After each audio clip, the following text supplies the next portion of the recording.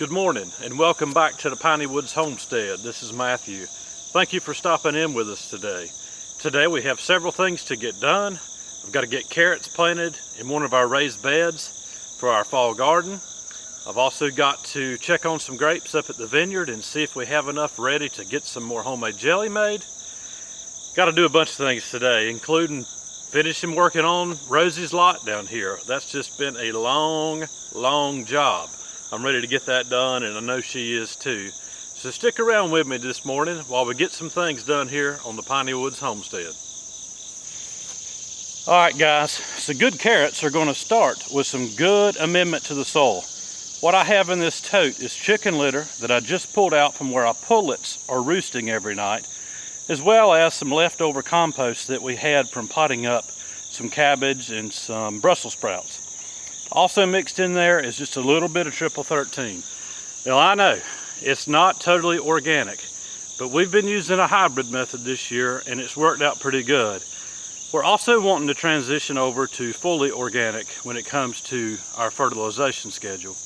And we're going to try to do that starting in next spring.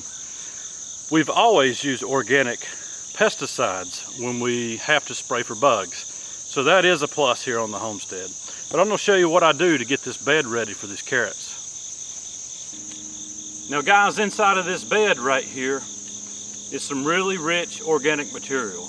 When we build our beds, we start off with limbs, dead logs, things of that nature in the very bottom.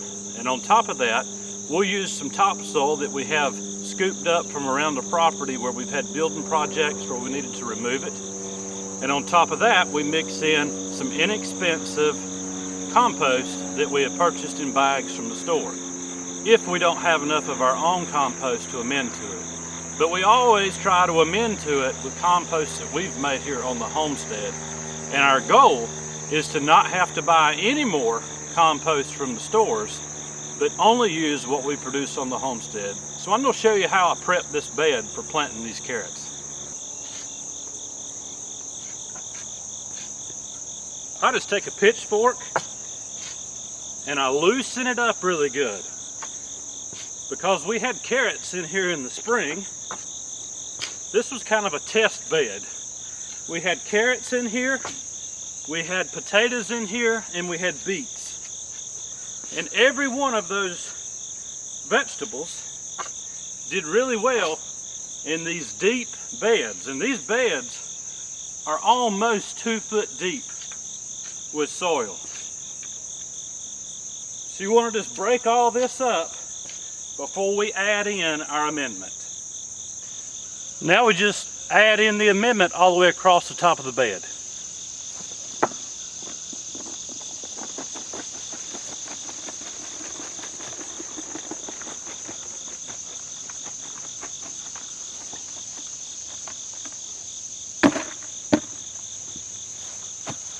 And we'll give that a good raking in.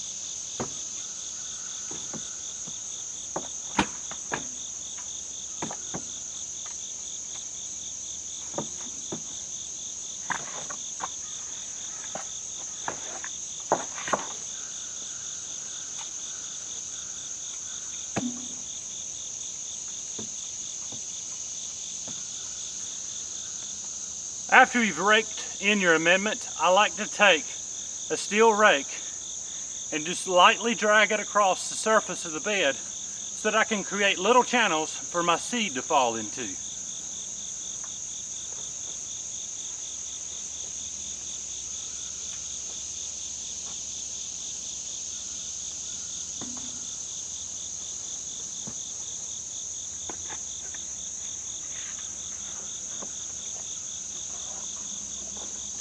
Now, in all honesty, that last step is probably not necessary. It's just the way I've always done it. So guys, the seed that we're planting today is called an envy carrot, and we get that from Hoss Tool down in Georgia. We're not sponsored by them or anything like that. We have just been purchasing 100% of our gardening supplies from Hoss Tool because we love their fast shipping and their product has been really good. Now, carrot seeds are very small. What I do is I just take the bag and I lightly shake it all over the bed.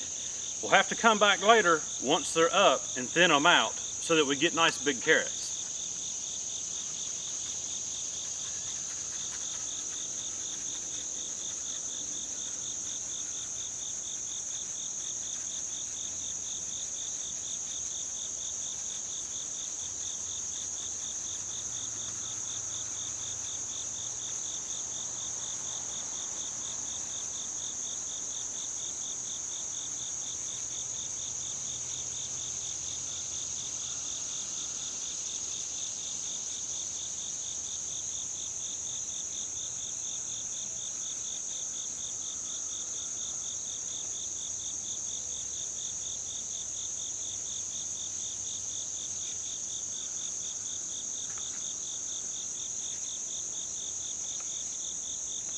Now y'all, that may seem like a lot of carrot seeds for one 12-foot by 3-foot bed. I like to plant heavy. That way I know I get a good stand and I can come back and thin it out later. Now come back with your rake and give it a very, very light raking. I like to use the back side of the rake.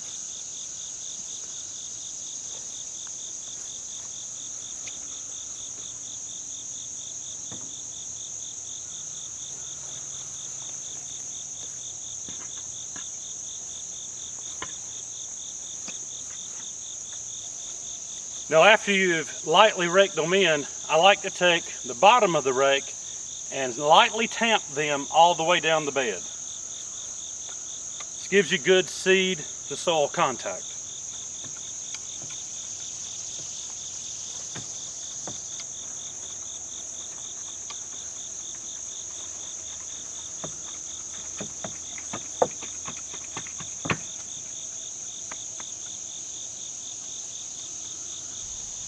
So here's your close-up of that bed after the seed has been planted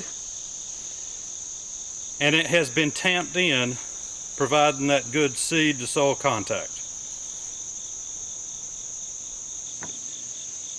Now guys, your next step is to take the softest rainfall type water setting on your water nozzle and water this in really well.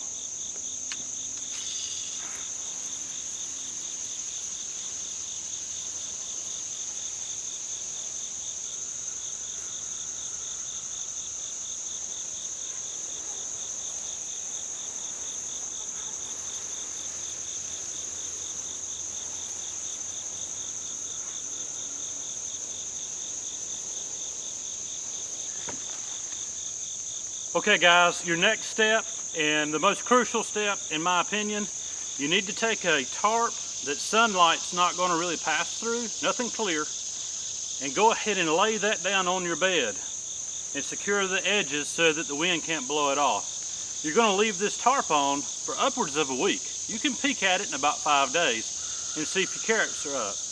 This is going to ensure that your bed stays moist and those seeds have an excellent chance of germinating.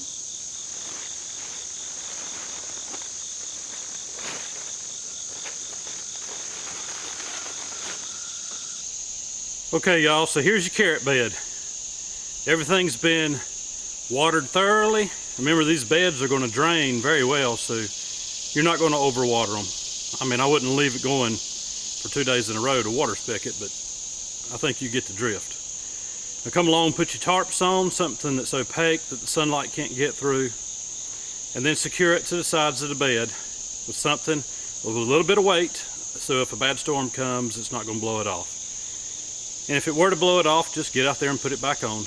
The main thing is keeping this bed nice and moist so that these seeds will germinate and come on up for you. So here's your shot of our raised bed garden here on the Piney Woods Homestead. All of these beds are accessible from the outside in, meaning you want to be able to reach from one side into the middle. Now here's a look at our Mississippi purple hull field peas. We've got 2 beds right now going on to these, and we should be able to get them off before any kind of frost. There are several that are almost there to be able to go ahead and pick. Before that, we had green beans in this bed. We rotate beds so that we never have the same thing in the same bed twice. And it's worked out really good over the past 5 years doing it this way. Now we also have in-ground gardens, and when we get to doing something down there in one of those, we'll bring you along for that. But now we got to get on to getting some work done there at Rosie's lot, get that finished up. And we'll run up here to the vineyard real quick. I'll take you along and we'll see if we've got any grapes ready.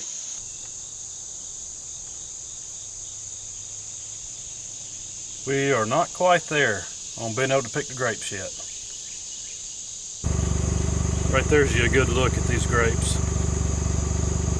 That's a Scuppernong variety. So we got a few grapes up there. We'll run up this evening and pick a few, but for now we got to go get the queen of the homestead fed, and that's Miss Rosie.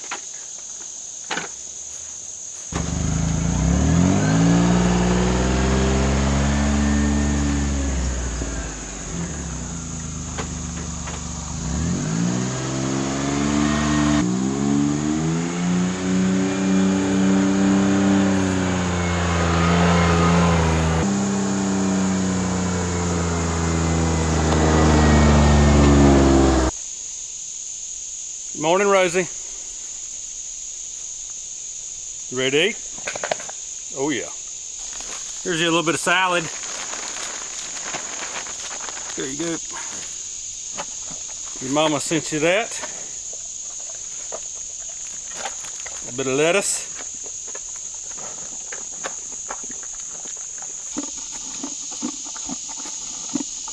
Always happy to get you breakfast, aren't you? Huh? Oh yeah, you starting to show. Starting to show. Got to get your new digs ready up here, girl. That's what I'm gonna go work on. So guys, thanks for spending a little bit of time with me this morning on the Piney Woods Homestead.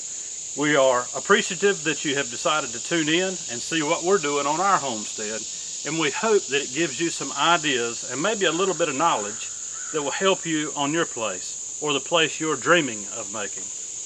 Today I've got to work on these gates a little bit more. I'm gonna finish building the rest of them. Not gonna bring you along for that because I showed you how to do one yesterday, but I will show you the finished product in a few days once it's done.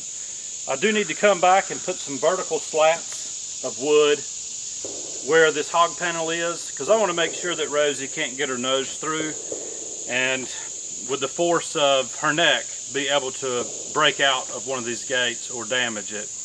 My dad gave me that suggestion last night, and he is the knowledge source that I use when it comes to raising these pigs out here in the woods, because he's done it, and he's done it since he was a kid and his father did it. So guys, thanks again for spending time with us. I hope you'll hit the like button, subscribe to the channel if you haven't, and share it with your friends. We hope that we're a blessing to you, and we look forward to seeing you on the next one. Have a good day.